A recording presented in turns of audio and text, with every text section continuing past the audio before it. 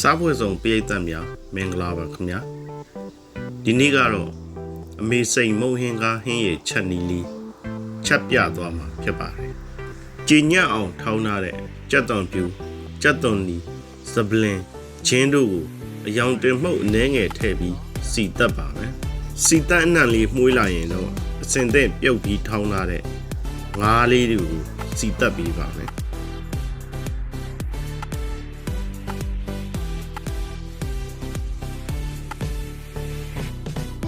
ငါးပြုတ်ရည်ထဲပြုတ်ပြီးထောင်းထားတဲ့ကလဘဲလေးတွေကိုထည့်မွေပေးပြီး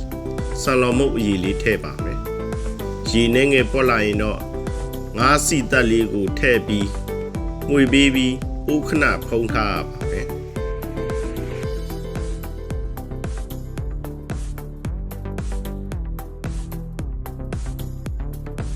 နနွေးမုတ်စိန်ထားတဲ့လှီးပြီးသားငပြောပင်လေးတွေကိုထည့်ပြီး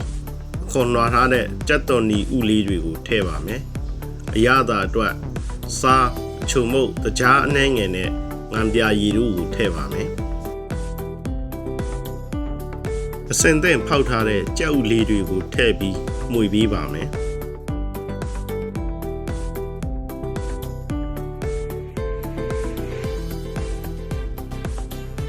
ပြုတ်ပြီးလီးထားတဲ့ကြက်ဥလေးတွေကိုထည့်ပြီးအရသာအချိန်တွေကိုမီးပြင်းရင်တော့